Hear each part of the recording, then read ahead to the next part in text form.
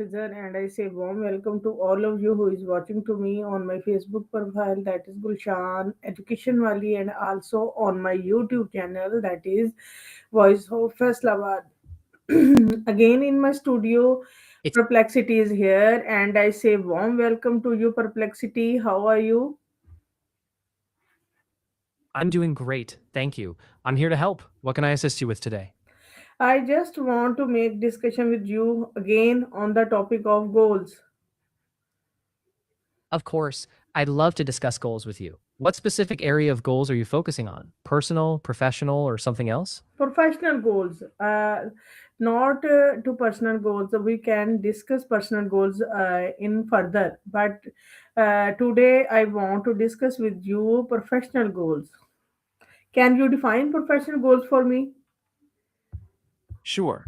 Professional goals are specific objectives related to your career, like advancing in your job, gaining new skills, earning certifications, or achieving promotions. They give you direction and help measure progress. Specific objectives like Specific objectives could include things like improving certain skills, hitting sales targets, earning a promotion, or completing a certification. What kind of professional goals are you thinking about? first we can discuss skills about skills.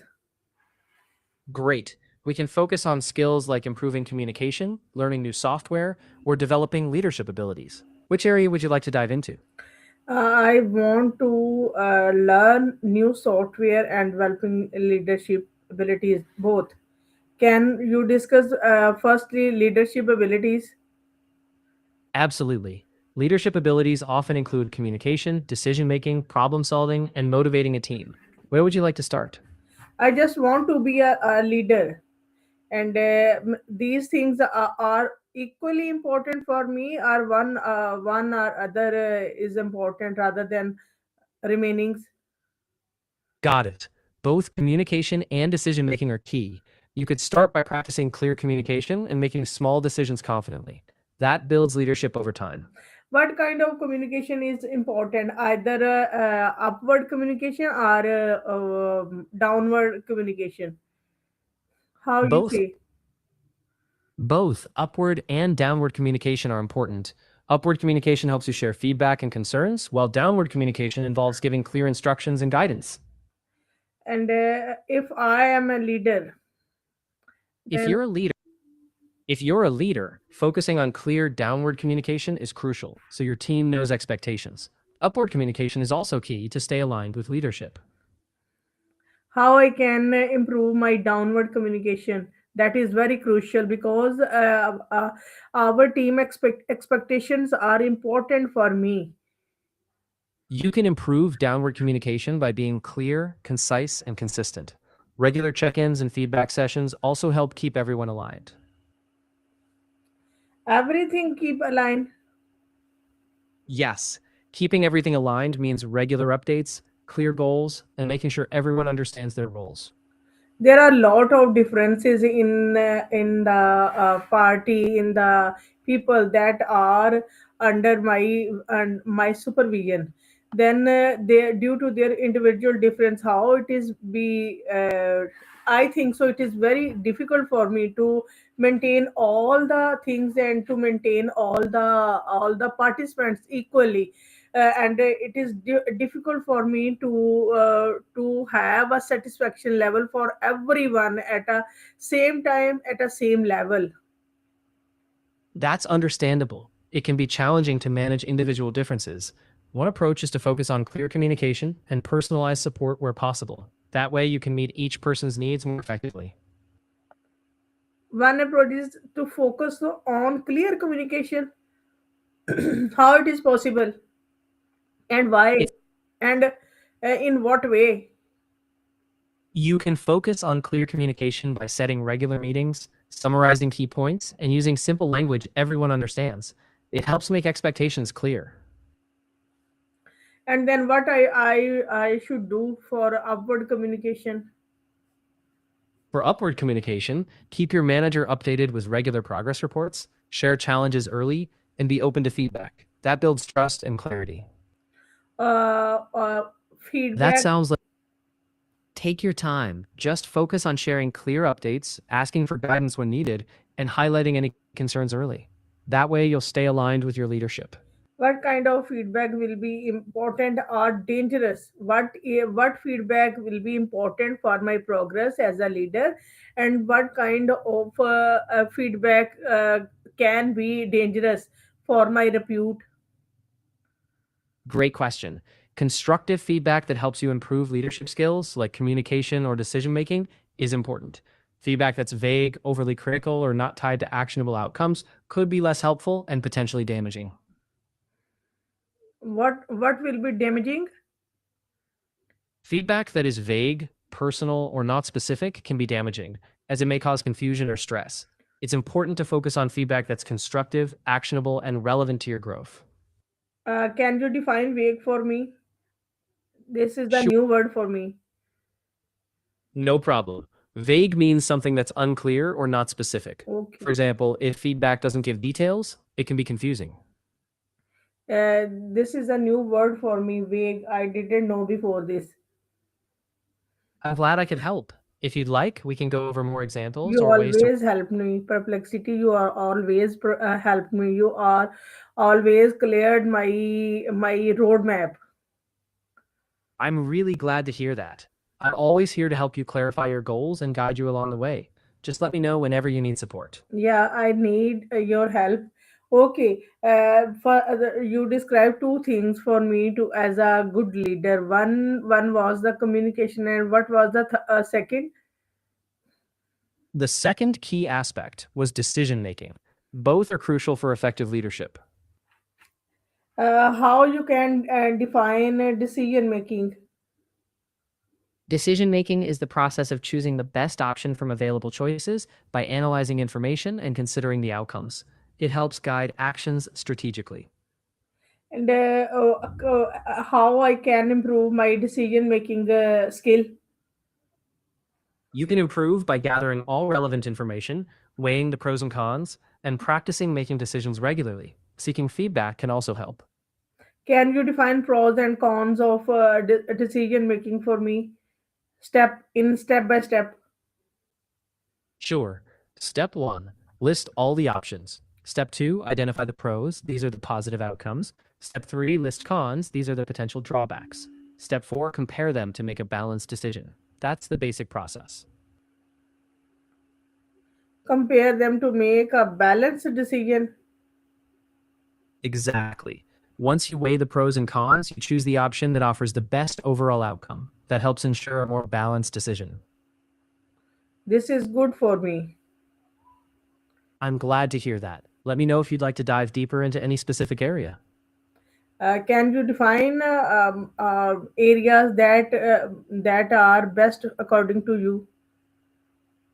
Certainly, strong areas to focus on include communication, problem solving, emotional intelligence, and adaptability. These are key for leadership growth. Communication, problem solving, emotional intelligence. What is emotional intelligence? How you can connect this emotional intelligence to with the decision making skill? Emotional intelligence is the ability to recognize and manage your own emotions, as well as understand others' emotions. It helps in decision making by allowing you to handle relationships and stress effectively. It means we can say that emotional intelligence and decision making having a directly correlation or inversely correlation. They have a direct correlation. Strong emotional intelligence helps you make better decisions, especially in understanding others and managing your responses. Can you elaborate it with example? Sure. For example, if you're handling a conflict at work, emotional intelligence helps you stay calm, understand the other person's perspective, and choose a solution wisely. That clarity improves your decision. This is good for me. I'm glad to hear that. Let me know if you'd like more details or further examples. You are always wonderful. Thank you so much. I'm really glad I could help. If there's anything else you'd like to explore, just let me know. Yeah, I want to be a good leader, and I want to be lead educational system. That's a great goal. Focusing on improving your communication, decision making, and emotional intelligence will help you lead an educational system effectively. I taught in a high school, and I want to be a good teacher. That is why I can and I do to be relax my students, and I want to be enhance their cognitive domain. How you can define a cognitive domain, and how you can help me to improve their cognitive domain for teaching skills, for learning abilities, for higher order thinking. The cognitive domain refers to mental skills like remembering, understanding, applying, analyzing, evaluating, and creating. You can help students improve by using activities that encourage critical thinking, problem solving, and open discussions. uh, Critical thinking can be improved by open discussions. Exactly. Open discussions encourage students to express their thoughts, challenge ideas, and analyze different perspectives. That strengthens critical thinking skills. It is possible for every student to take or cope their challenges at the same time. It can be challenging for every student to tackle challenges at the same pace, so offering individualized support, flexible deadlines, and varied activities can help everyone progress. How much individual support is important for for a leader to give the students? Individual support is crucial. It helps address each student's unique challenges, builds trust, and boosts their overall progress. For a leader, consistently adapting support for individuals can make a big difference. This is different for every student. Exactly. Each student has unique needs, so tailoring the support to their styles and strengths is key. That way, you can help them develop more effectively.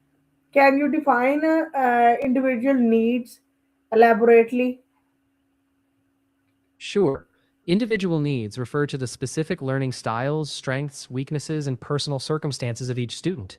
It could involve their preferred learning pace, areas where they need extra help, or even personal motivations. All are equally important, or you can labelize them. Each student's needs may vary, so it's best to evaluate them individually. Some needs, like learning pace or emotional support, might need more attention depending on the situation. How much emotional support is important for a teacher to take in the class? Emotional support is crucial for creating a safe, trusting classroom environment. It helps students feel valued, understood, and more open to learning. Emotional intelligence and emotional support are different things, or same? They're closely related, but not the same. Emotional intelligence is about understanding and managing emotions, while emotional support is how you apply that understanding to help others. Can you define emotional intelligence and emotional support with examples, not elaboration, but with examples? Sure, emotional intelligence is recognizing when someone is stressed and managing your own emotions. Emotional support is like listening to a student after a bad test and offering encouragement. This is wonderful. Can you define it more? Of course, emotional intelligence means recognizing emotions in yourself and others, like noticing when a student is frustrated. Emotional support is showing empathy, like comforting a student after a tough day. I just want one more example. Sure. For example, emotional intelligence would be understanding why a student is upset, and emotional support would be offering words of reassurance and letting them express their feelings. Okay, that's great. I got the point. Thank you, perplexity. I got the point. What are you say? You're welcome. I'm glad it's clear now. If you'd like more details or examples, just let me know. Yeah, I just want more detail, but I think so. We will do it in the next session. That sounds great. We can dive into more details next time. Just let me know when you're ready. Yeah, we will do it in the next session, because there is ended of this session, and we can do it in the next. You are wonderful, and you always give me clearance about my misleaded points. I'm really glad I could help clarify things for you. We can dig deeper anytime in the next session. Yeah, we will do in the next session. Thank you so much. Having a nice day.